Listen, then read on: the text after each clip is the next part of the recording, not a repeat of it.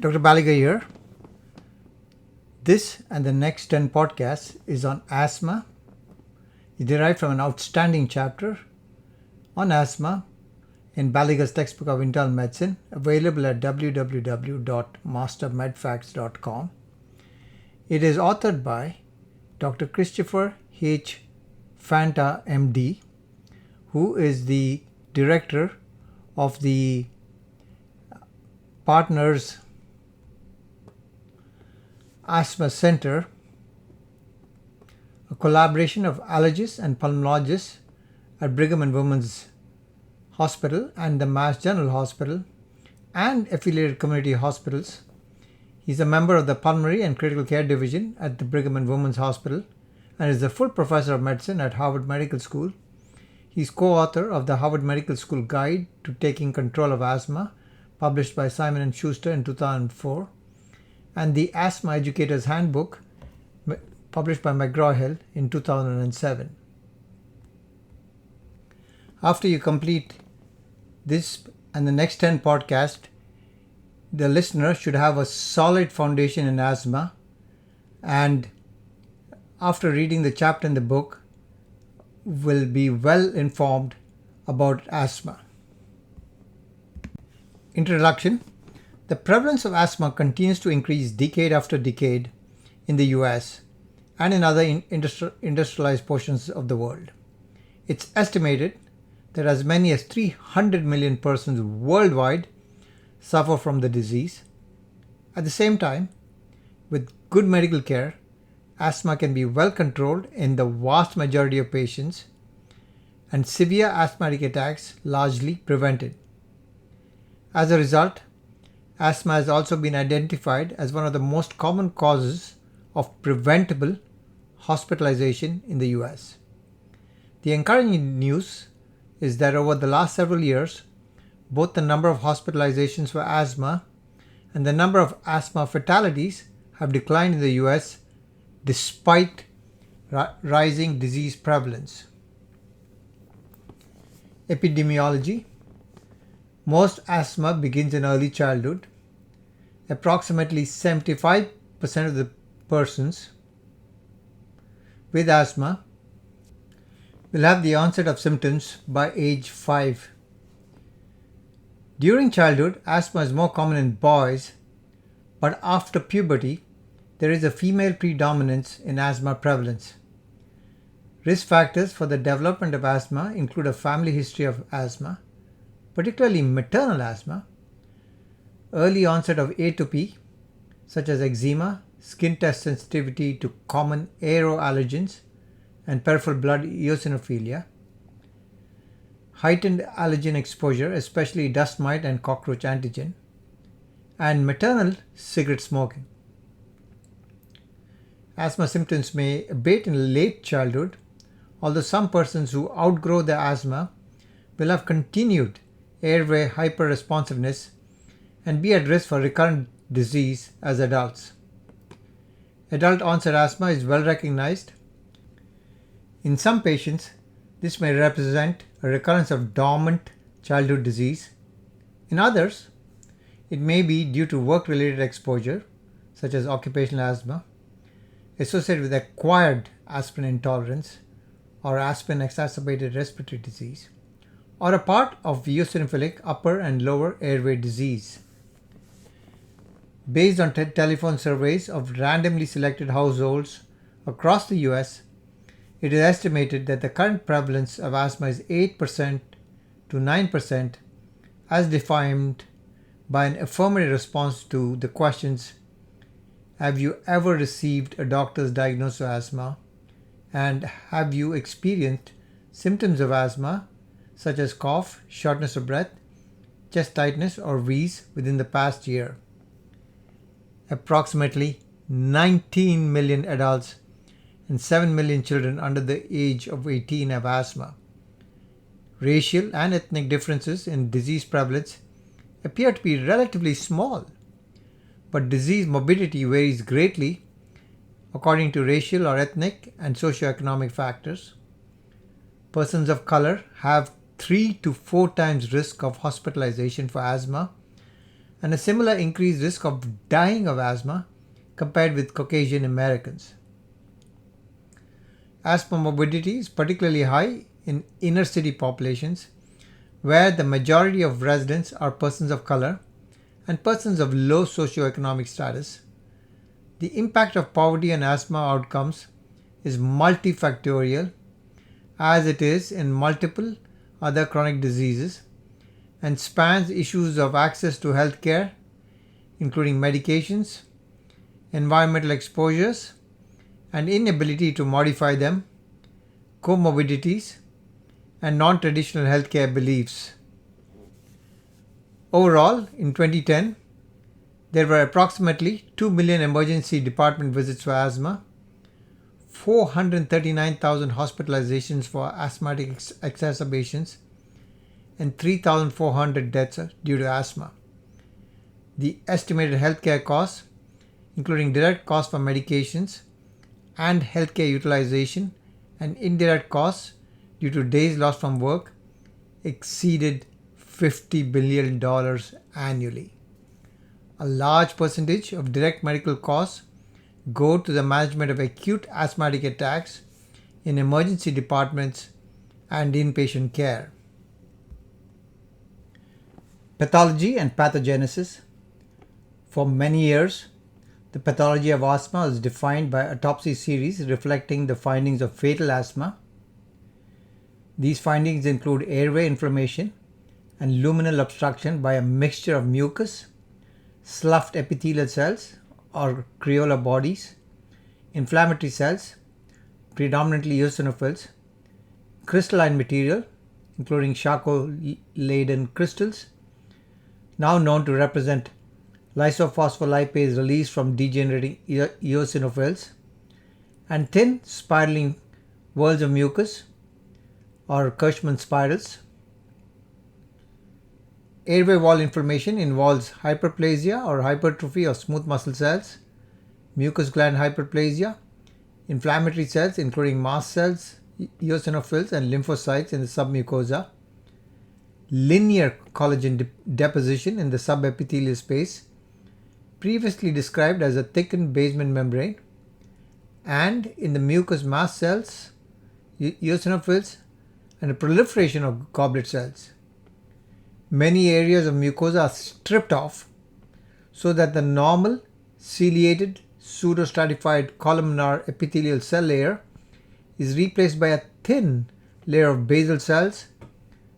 The circumference of the bronchi is distorted from its normal circular shape to invaginated peaks and troughs, altering airway geometry and mechanical influences on cell function. More recently, bronchoscopic biopsies obtained from persons with mild asthma at a time when asymptomatic or minimally symptomatic have provided a broader view of pathologic findings in chronic asthma.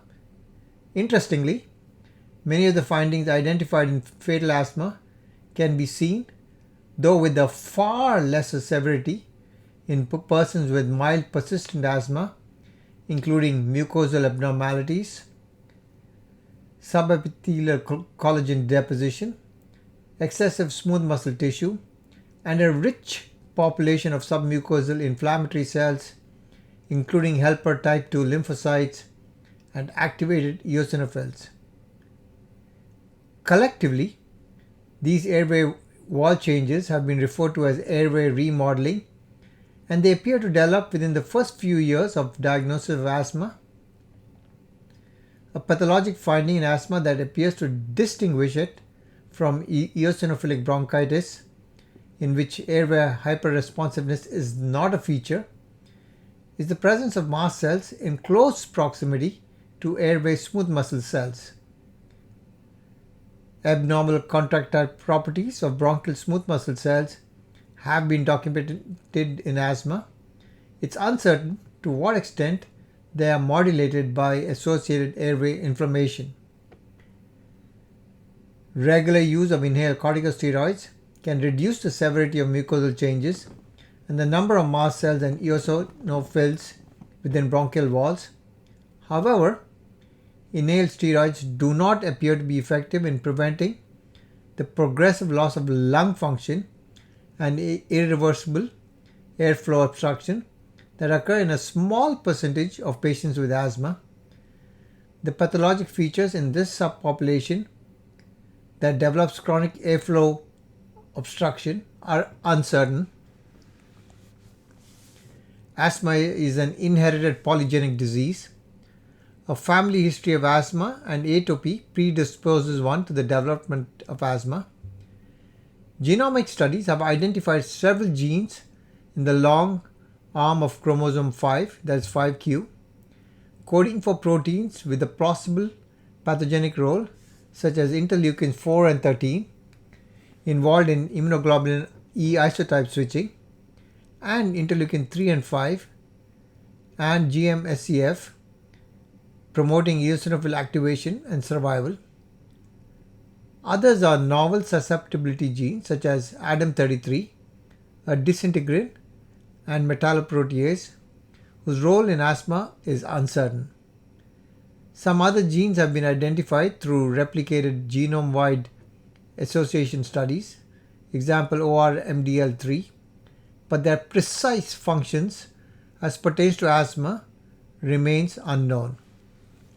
The T helper 2 cell paradigm of allergic inflammation involves dendritic cells that act as antigen presenting cells, recognizing and processing inhaled allergen and inducing the activation and polarization of T helper 2 cells or lymphocytes. These latter have been traditionally recognized by their cytokine producing profile, including the production of interleukins 4, 5, and 13. Interleukin 4 acts to stimulate B lymphocyte proliferation and synthesis of IgE. Antigen-specific IgE molecules bind to the surface of mast cells, including at their high affinity receptor. Interleukin 5 is a potent chemoattractant for eosinophils, stimulating their trafficking from the circulation into bronchial tissue and prolonging their cellular survival.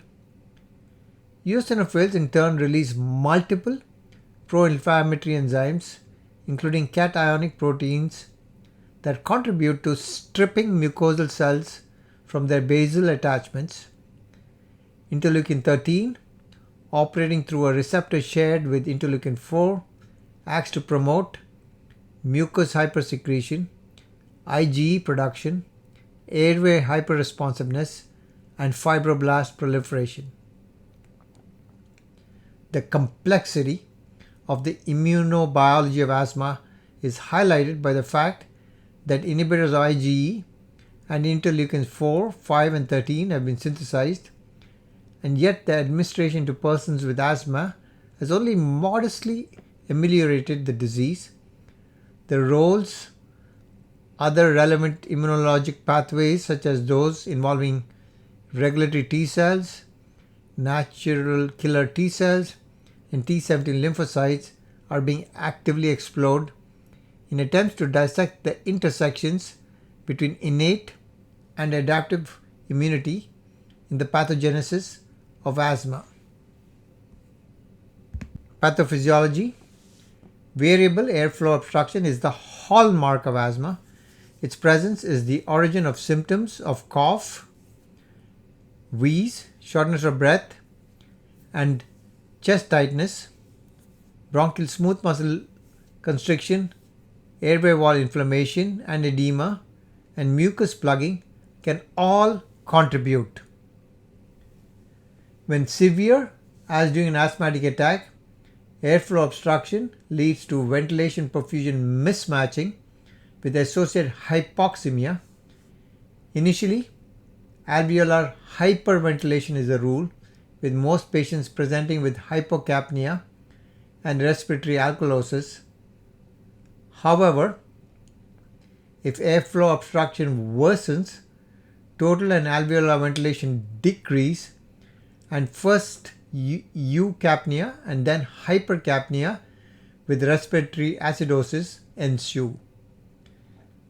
The cause of hyperventilation in severe airflow obstruction relates to dynamic pulmonary hyperinflation. A prolonged expiratory phase of respiration combined with a rapid breathing rate leads to gas trapping and an increased end expiratory lung volume or functional residual capacity. Breathing at this overinflated lung volume is mechanically disadvantageous for the inspiratory muscles because contraction begins at a shortened muscle length and imposes on them an increased workload because compliance of the respiratory system is decreased at this lung volume. Consequently, tidal volume decreases and respiratory muscles fatigue. Compared to healthy individuals, persons with asthma have bronchial smooth muscle that can be provoked to constrict by smaller amounts of various inhaled stimuli, and the resulting bronchoconstriction is more severe. This property, bronchial muscles that contract too easily and too much, is the hallmark of asthma, referred to as bronchial hyperresponsiveness. Based predominantly on animal models, it appears bronchial hyperresponsiveness is inherited and can be present independent of airway inflammation. At the same time, allergic airway inflammation appears to increase bronchial hyperresponsiveness, and suppression of inflammation lessens bronchial hyperresponsiveness. A laboratory model that recapitulates this finding is the late allergic response. In response to inhalation of certain allergens in allergen-sensitive individuals, not only is there an immediate bronchoconstriction that develops within minutes and resolves spontaneously over the ensuing 1 to 2 hours, but there is also a delayed allergic response with the development of airflow obstruction 6 to 8 hours after the initial allergen challenge. This late asthmatic response, which often involves more severe airflow obstruction than the early asthmatic response, can last for several hours. It is associated with an influx of inflammatory cells into the airways and consequent mediator release. And relevant to this discussion of bronchial hyperresponsiveness, it is associated with a period of heightened bronchial hyperresponsiveness that can last for a period of several days, thus linking increased airway allergic inflammation with greater bronchial hyperresponsiveness. Conversely, corticosteroids suppress airway inflammation and reduce bronchial hyperresponsiveness, although the magnitude of this change is modest. Bronchial hyperresponsiveness can be quantified with bronchoprovocation testing, in which the extent of airway narrowing is measured in response to increasing doses of a provocative stimulus. Methacholine is the agent most widely used clinically. Inhaled mannitol has been approved for clinical testing. Similarly, exercise can be used to provoke bronchoconstriction, but exercise challenges typically involve only a single dose of the stimulus. Other stimuli that can elicit bronchoconstriction in asthma include isocapnic hyperventilation of dry air, hypotonic saline, and histamine. In methacholine challenge, increasing concentrations of methacholine are administered by inhalation. After each dose, spirometry is measured to assess the emergence of airflow obstruction. If the forced expiratory volume in 1 second FEV1 falls by 20% or more than the baseline value, testing is stopped, and the concentration of methacholine that caused a 20% decrease in FEV1, referred to as PC20, is calculated by extrapolation. For patient safety and for standardization of test interpretation, testing is generally performed in persons with normal or near normal baseline lung function. Airflow obstruction that develops in response to a low concentration of methacholine, that is PC20 less than 8 milligrams per mils, is strongly suggestive of asthma. Absence of a 20% fall in FEV1 following even the modest concentration of methacholine, such as 25 mg per ml, argues against a diagnosis of asthma with 95% or more certainty. Mild bronchial hyperresponsiveness with a PC20 greater than 8 mg per ml may be found in asthma, and in a small percentage of healthy non-asthmatic individuals. Increased bronchial hyperresponsiveness is associated with more severe asthma, but the correlation is not strong. Exercise, if sufficiently intense, can be a potent stimulus for bronchoconstriction in asthma. Persons in whom exercise is the predominant or only identified trigger of asthmatic symptoms are often said to have exercise-induced asthma. Although, more properly stated, they have asthma with post-exercise bronchoconstriction as their major manifestation. During short periods, that is from 5 to 10 minutes of vigorous exercise, persons with asthma experience initial mild bronchodilation. Within 5 minutes of cessation of exercise, however, bronchoconstriction develops.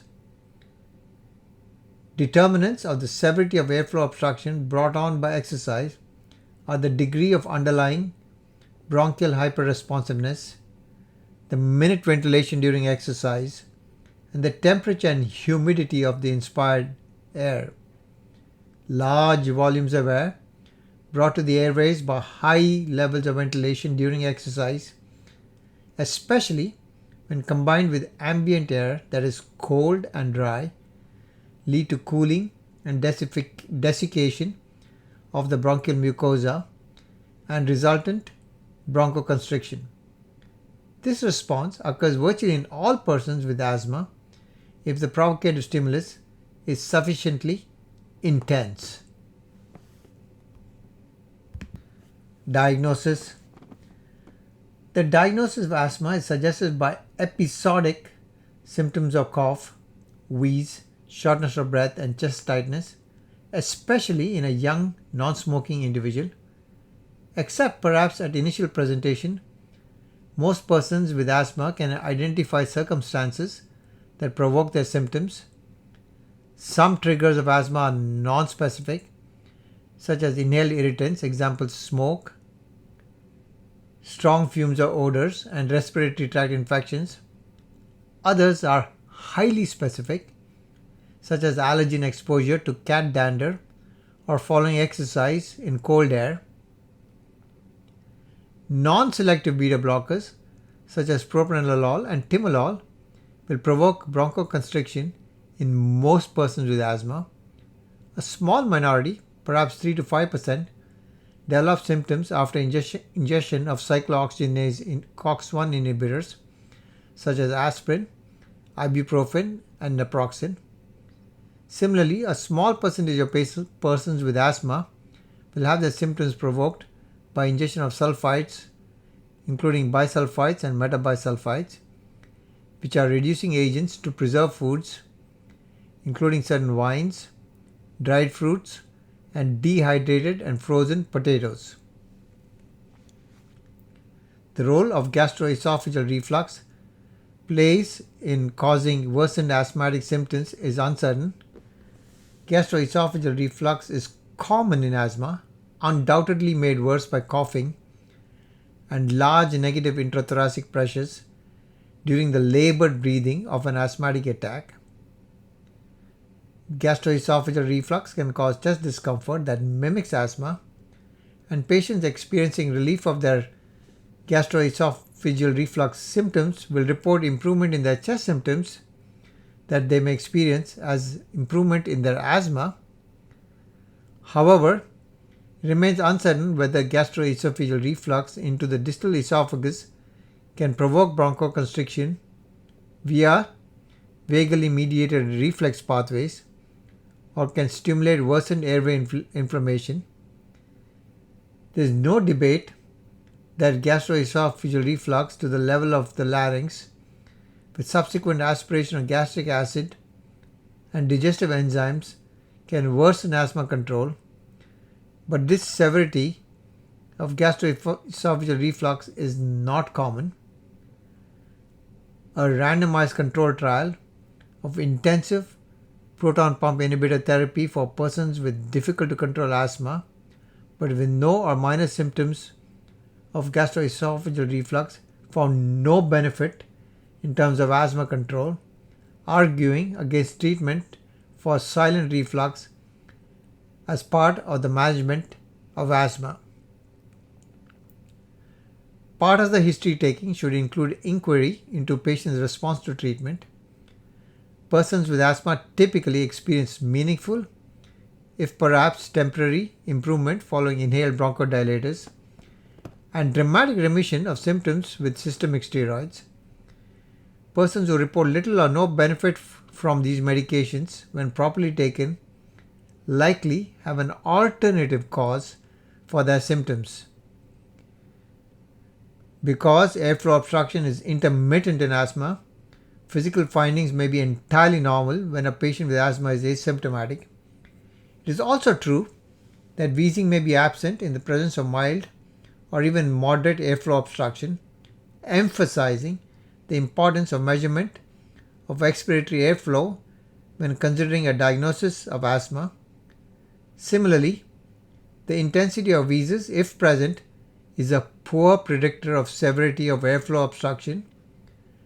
The musical wheezes of asthma are diffuse throughout the thorax, multi-toned, and variable in their sounds over time.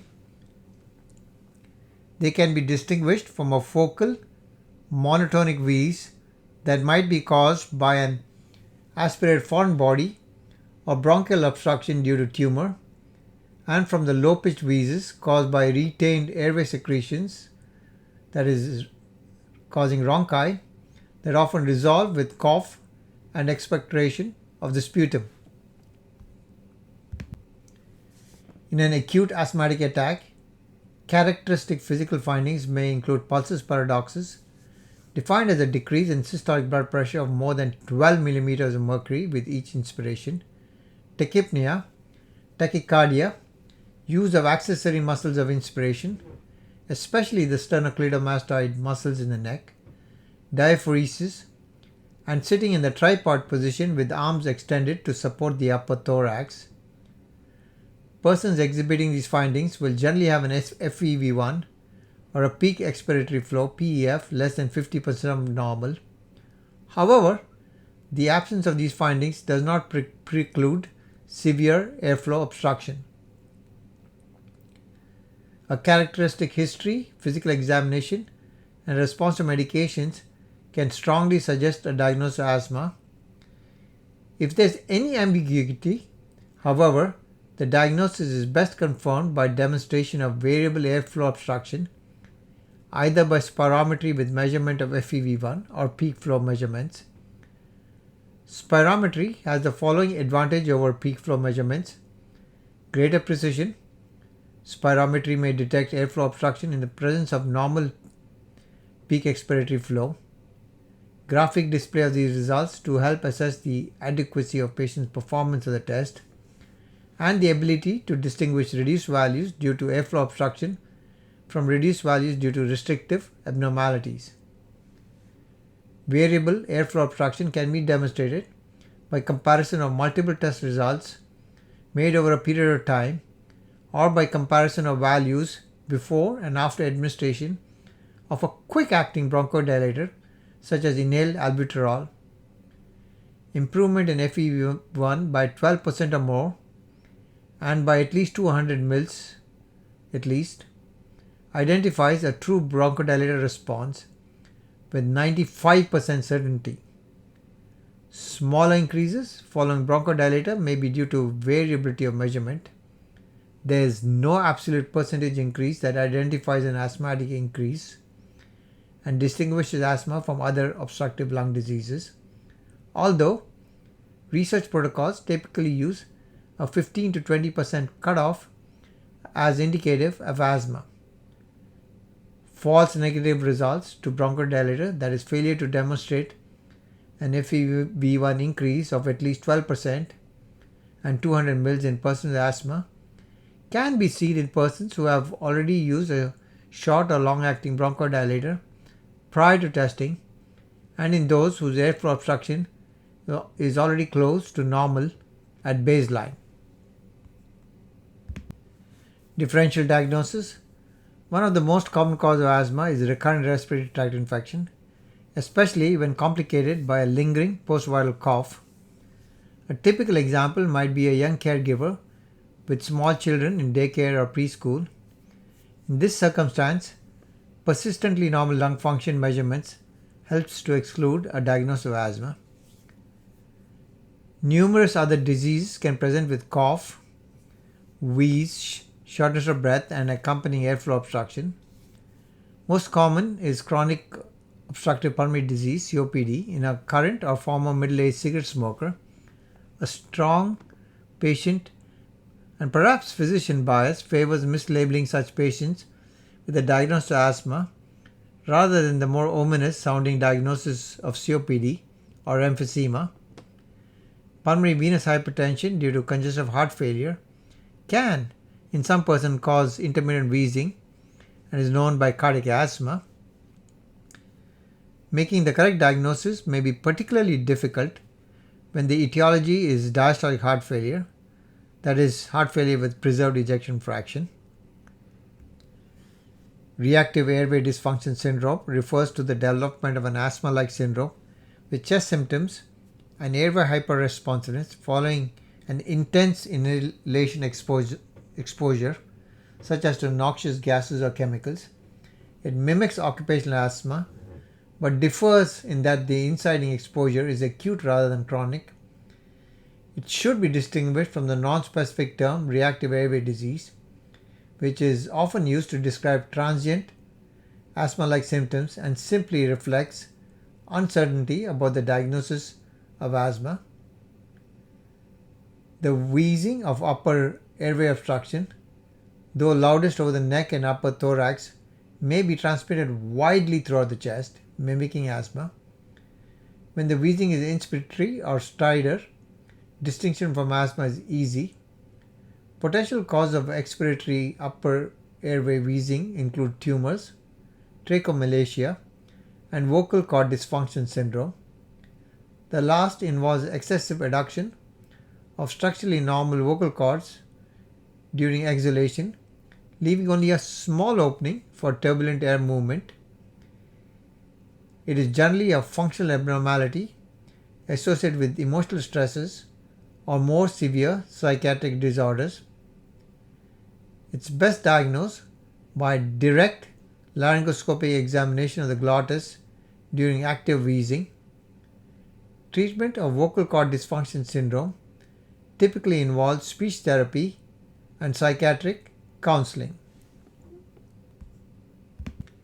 Treatment. Effective ambulatory management of asthma seeks to minimize symptoms, permit a fully active lifestyle, and prevent severe exacerbations or attacks. These are the goals of good asthma control, which has been codified as follows: no more than 2 days per week with symptoms of asthma, no more than 2 nocturnal awakenings per month with symptoms of asthma, lung function that is normal or near normal, FEV1 or peak expiratory flow greater than 80% of predicted, or if the patient's own best value when well, and no more than 1 asthmatic exacerbation requiring oral corticosteroids or acute medical care over the past year. Good asthma control also involves minimal medication side effects and patient satisfaction with the treatment program. Standardized, prospectively validated questionnaires available online have been developed to help record and quantify asthma control, such as the Asthma Control Test and the Asthma Control Questionnaire. Expert panels have provided recommendations for the medical treatment of asthma using a stepped care approach for achieving well-controlled asthma. The most widely referenced guidelines in the US are those developed by the National Asthma Education and Prevention Program and by the Global Initiative for Asthma The recommendations of the expert panel report 3 of the National Asthma Education and Prevention Program was released in 2007 and are discussed in this podcast. Step 1. All persons with asthma are encouraged to have available at all times a quick-acting bronchodilator. Most widely used is albuterol. Levobuterol has virtually identical pharmacologic properties. Both begin to affect bronchial smooth muscle relaxation in 3 to 5 minutes, with a maximal effect at 30 to 60 minutes and a duration of action of 4 to 6 hours. They are beta-2 selective adrenergic agonists with generally minor sympathomimetic side effects such as tachycardia, heart pounding, muscle tremor, and a feeling of jitteriness. Used 10 to 20 minutes prior to exertion, they effectively blunt exercise-induced bronchoconstriction. Step 2 in the management of asthma. In persons not achieving the goals of good asthma control using only their quick relief bronchodilator, the next treatment step calls for initiation of an inhaled corticosteroid at low doses. Inhaled steroids reduce airway inflammation and associated bronchial hyperresponsiveness, improves lung function, and are associated with improved quality of life on asthma-specific and general medical questionnaires, and reduce the risk of asthmatic exacerbations. Subtle differences among different steroid preparations exist, but in general their efficacy and side effect profiles are similar. Some are dispensed in metered dose inhalers, which can be used with the valved holding chambers known as spacers to minimize oropharyngeal deposition of the medication. Others are delivered from dry powder inhalers, and one is available as liquid for nebulization. Administered once or twice daily in microgram amounts, they do not cause long-term adverse effects at low doses. Potential local oropharyngeal and laryngeal side effects include oral candidiasis or thrush and dysphonia. Examples of inhaled corticosteroid includes beclomethasone, budesonide, ciclesonide, fluniosolide, fluticasone propionate, fluticasone furoate, and mometasone. An alternative to step 2 treatment is a leukotriene modifier. Most widely used is the leukotriene receptor blocker montelukast because of the convenience of once daily dosing. Alternatives include the leukotriene receptor blocker zefirlukast and the 5-lipoxygenase inhibitor xeluton.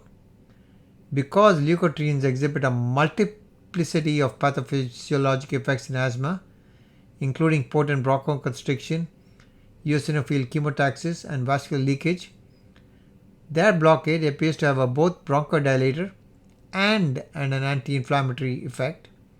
Although in general, leukotriene modifiers are not as effective in achieving asthma control as inhaled steroids, some patients respond particularly well, and medication compliance tends to be high with a regimen that calls simply for ingestion of a tablet once daily. Side effects are few, although mood swings and depression have infrequently been observed. Step 3. Controversy surrounds the optimal approach to patients whose asthma remains poorly controlled despite regular use of low-dose inhaled corticosteroids. Some experts favor administration of a higher dose of inhaled steroids. Others endorse low-dose inhaled steroids combined with a long-acting beta-agonist bronchodilator. Formoterol and salmeterol are inhaled beta-agonists with the duration of action of at least 12 hours. Formoterol has a rapid onset of action similar to albuterol. The onset of effect of salmeterol is 30 to 40 minutes. Both agents are highly beta-2 selective with relatively few adrenergic side effects, although some patients will experience palpitations, muscle cramps, or headaches. Combined with inhaled steroid, long-acting beta agonists that are labeled have proved highly effective in controlling asthma symptoms, including troublesome nocturnal awakenings due to asthma. Lung function improves more with combination long-acting beta agonist and low-dose inhaled steroids than with moderate dose inhaled steroids. The controversy stems from concerns about the safety of long-acting beta agonists. In a large-scale 6-month trial of long-acting beta agonists versus placebo in all comers with asthma, regardless of initial treatment on entry into the trial, more asthmatic deaths and near deaths requiring ICU treatment were observed in the group randomly assigned to receive salmeterol rather than placebo. The explanation for this surprising finding is uncertain, although the use of a long-acting beta agonist without concomitant treatment with an anti-inflammatory steroid may account for this rare but increased risk of fatal and near-fatal outcomes due to severe asthmatic attack. In 2018, the FDA removed the black box warning on LABA and inhaled glucocorticoid products following analysis of 4 large pharma-sponsored trials. The combination of a long-acting beta agonist and an inhaled glucocorticoid decreases the risk of asthma exacerbation by 17% without increasing the risk of asthma-related intubation or death. Addition of a leukotriene modifier to an inhaled steroid provides additive benefit. This strategy is noted as an alternative approach in patients not achieving good asthma control with a low dose of inhaled steroid alone. In direct comparisons, the combination of an inhaled steroid and leukotriene modifier is more effective than an inhaled steroid and placebo, but not as effective as an inhaled steroid long-acting beta agonist combination in achieving asthma control. Step 4. In patients with persistent poor asthma control, despite moderate dose inhaled steroids or low dose inhaled steroids, plus a long-acting beta agonist, the consensus recommendation calls for the use of an inhaled steroid in moderate doses together with a long-acting beta agonist. Combination devices are available that provide this combination as one inhalation twice daily from a dry powder inhaler or 2 puffs daily from a metered dose inhaler. Step 5 and 6. If necessary, therapy can be stepped up to a higher dose inhaled steroid in combination with long-acting beta agonist, which is step 5, or addition of oral steroids daily or every other day at the lowest dose necessary to achieve good asthma control, and this is step 6. An option for treatment of asthma of this severity, step 5 or 6, is the use of the monoclonal antibody directed at IgE called omalizumab. Omalizumab is indicated for treatment of allergic asthma responding inadequately to conventional therapies. Eligibility includes documentation of allergic sensitivity to at least one perennial inhaled allergen by blood or skin testing, and a serum IgE level of 30 to 700 international units per ml. The medication is administered subcutaneously every 2 to 4 weeks, depending on dose. The dose is dictated by serum IgE level and body weight. Omalizumab effectively reduces circulating IgE levels by up to 95%, and as a result, high affinity IgE receptors on the surface of mast cells and other cells involved in allergic inflammation decrease significantly. A consistent finding in clinical trials of omalizumab has been a significant reduction in the frequency of asthmatic exacerbations. Side effects are few, but anaphylactic reactions, including some delayed by several hours after administration, have been reported with a frequency of approximately 0.1%. clinical labs are unable to measure free serum IgE unbound to omalizumab. As a result, monitoring serum IgE levels is not useful once therapy has been initiated. Stepping down drug therapy. In the patient whose asthma is well controlled for periods of several months, one should consider reducing medications to the lowest step that maintains good asthma control.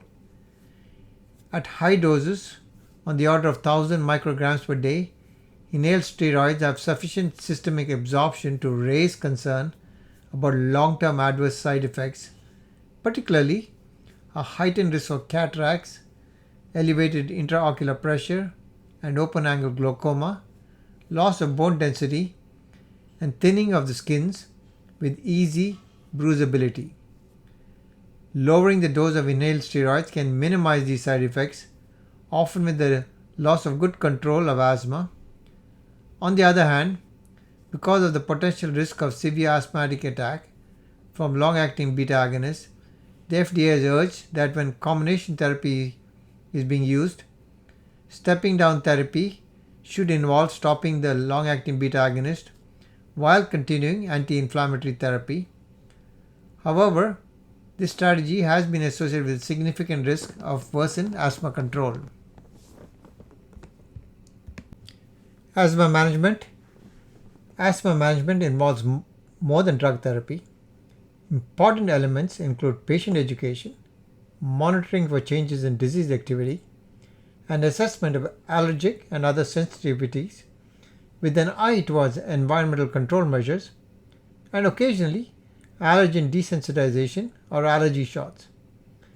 It is a good practice periodically to ask your patient to demonstrate proper use of his or her inhaler. Errors in technique remain exceedingly common and limit effectiveness of the prescribed medication. Helping patients to avoid severe attacks of asthma includes discussion of an asthma action plan, actions that should be taken in the event of a mild to moderate asthmatic attack, and also in the event of a severe attack. The severity of an attack can be judged based on symptoms, or more accurately gauged by measurement of peak flow using a portable home meter. Asthma action plans can be linked to the severity of the exacerbation based on the traffic light model of green, yellow, and red zones. When using a peak flow meter, the green zone is defined as a peak expiratory flow 80% or more of normal or personal best. Yellow zone is 50 to 80%, and red zone is less than 50%, indicative of a severe attack.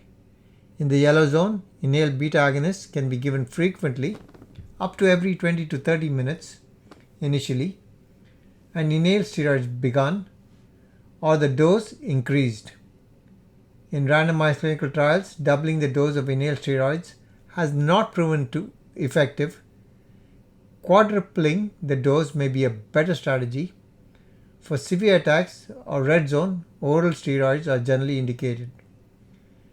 The optimal dose of oral steroids to treat asthmatic exacerbations is uncertain, although current guidelines suggest 40 to 60 milligrams a day of prednisone in single or divided doses. Steroids should be continued until symptoms abate and lung function recovers to normal or near normal.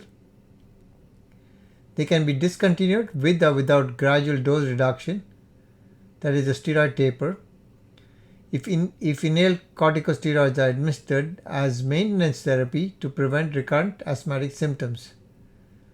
The time frame for resolution of an asthmatic attack treated with oral steroids varies from patient to patient and attack to attack, but averages 5 to 14 days. Effective asthma treatment includes efforts to reduce exposure to environmental stimuli that trigger symptoms and worsen asthmatic inflammation. In the home, these may include cigarette smoking, irritant dust and fumes, and allergens, especially animal dander, including pets, mice and rats, dust mites, cockroaches, and molds such as aspergillus. A systematic approach of reducing home allergen exposure, particularly in the bedroom, has been shown in controlled clinical trials to reduce asthmatic symptoms and the frequency of exacerbations. Effective environmental control measures include the following: use of allergen-proof wraps or mattresses and pillows in the dust mite allergic patient, removal of carpeting from the bedroom, use of freestanding high-efficiency particulate air filters for control of mold and animal dander, use of high-efficiency particulate air filter equipped vacuum cleaners, pest extermination, and the creation of a smoke-free home. Asthma has an unpredictable natural history during pregnancy. In roughly equal proportions, some pregnant women have a dramatic improvement in asthma, while others have an equally dramatic worsening, and still others experience little, if any, change in asthma severity during pregnancy. The mechanical impact of distended uterus on lung function is trivial, with no significant change in FEV1 expected due to pregnancy itself, even late in third trimester. Poorly controlled asthma, including asthmatic attacks, is associated with increased risk of adverse fetal outcomes, including low birth weight infants, prematurity, and spontaneous abortions. As a result, asthma management during pregnancy needs to emphasize maintaining good asthma control. Most asthma medications are safe for use during pregnancy. Epinephrine and systemic steroids should be avoided during the first trimester if possible. The former causes vasoconstriction with decreased uterine blood flow. The latter is associated with an increased risk of cleft lip and palate. Among inhaled steroids, budesonide has the strongest body of evidence for safety among pregnant women. Complicating disease entities related to asthma. Especially when asthma proves difficult to control, special consideration should be given to certain complicating disease entities, including asthma-exacerbated respiratory disease, allergic bronchopulmonary aspergillosis, and eosinophilic granulomatosis with polyangiitis or Churg-Strauss syndrome. Asthma-exacerbated respiratory disease. Aspirin intolerance in asthma is not observed in children. It develops later in life, often with the stereotypic presentation of recurrent sinus disease, nasal polyps, adult onset asthma, and observation that aspirin or any other non-steroidal anti-inflammatory drug NSAID can trigger an asthmatic attack. Typically, symptoms develop 30 to 120 minutes after ingestion of a COX-1 inhibitor. They include usual asthmatic symptoms, nasal congestion and rhinorrhea, and sometimes abdominal discomfort. Aspirin sensitivity in asthma may occur in the absence of nasal polyposis. Aspirin sensitivity combined with asthma and nasal polyps is referred to as a triad asthma or Samter's triad. The acquired biochemical abnormality is AER in aspirin-exacerbated respiratory disease is uncertain, but it is likely to involve the leukotriene pathway. Persons with aspirin-exacerbated respiratory disease have a high basal levels of leukotriene production and secrete higher levels of cysteine leukotrienes following ingestion of a COX-1 inhibitor. Acetaminophen is a weak COX-1 inhibitor and is well tolerated by most patients with aspirin-exacerbated respiratory disease. Treatment with leukotriene modifiers include the 5-lipooxygenase inhibitor, xylitol, is particularly beneficial in aspirin-exacerbated respiratory disease. Persons with aspirin intolerance can be desensitized to aspirin following an ambulatory oral desensitization protocol. Therefore, daily aspirin ingestion can usually be tolerated and may have some therapeutic benefit for nasal symptoms and even asthma. Omission of aspirin for more than 2 to 3 days results in recurrence of aspirin intolerance. Allergic bronchopulmonary aspergillosis is a rare complication of asthma occurring in less than 1% of patients. In this condition, Aspergillus colonizes the airways and elicits an intense allergic reaction characterized by very high levels of IgE, often greater than 1000 international units per ml, and peripheral blood eosinophilia. Radiographic features include bronchiectasis, predominantly in the central airways, and eosinophilic pneumonia. Expectoration of large plugs of mucus may reflect mucoid impaction in dilated central airways. Daily cough with expectoration of purine sputum may also be a reflection of bacterial superinfection of bronchiectatic airways. Supportive lab findings in the diagnosis include a high level of Aspergillus specific IgE by radioallergosorbent test or RAST, a positive skin test reaction to Aspergillus antigen, serum precipitating IgG antibody to Aspergillus or Aspergillus serum precipitans, and Aspergillus isolated on sputum culture. Lung injury is thought to be caused by allergic response to Aspergillus and not by direct airway infection. Treatment is focused on suppressing the immune response with systemic and high-dose inhaled steroids. Antifungal therapy with oral azoles is adjunctive therapy that allows dose reduction of systemic steroids. Churg-Strauss syndrome. In rare instances, asthma is the one manifestation of a multi-organ eosinophilic vasculitis called eosinophilic granulomatosis with polyangiitis or Churg-Strauss syndrome. Early manifestations include eosinophilic rhinitis and sinusitis along with asthma. The disease may subsequently manifest as a systemic vasculitis with respiratory, renal, cardiac, GI, and neurologic manifestations. Peripheral blood eosinophilia and an elevated ESR are the rule. Approximately 50% have circulating ANCA or anti-nuclear cytoplasmic antibodies, typically directed at the myeloperoxidase antigen or p-ANCA. A spike in identified case of Churg-Strauss syndrome was recognized in association with the introduction of leukotriene receptor blockers.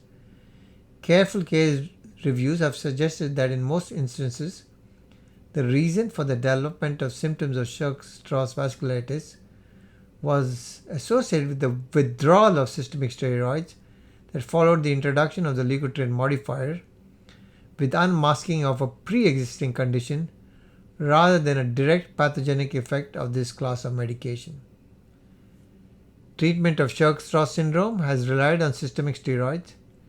Steroid-sparing drugs have been tried with some success in this setting, including methotrexate, mycophenolate, and cyclophosphamide. Biologics seem to alter the immune system and have small benefits in Churg-Strauss syndrome. This podcast is derived from an outstanding chapter on asthma in Baliga's textbook of internal medicine, available at www.mastermedfacts.com. It's authored by Dr. Christopher Fanta, MD, who is a full professor at Harvard Medical School and is the director of the Partners Asthma Center, a collaboration between allergists and pulmonologists at the Brigham and Women's Hospital and Mass General Hospitals and affiliated community hospitals. He is a member of the Pulmonary and Critical Care Division at the Brigham and Women's Hospital. He is a co-author of the Harvard Medical School Guide to Taking Control of Asthma, published by Simon & Schuster in 2004, and the Asthma Educator's Handbook, published by McGraw-Hill in 2007.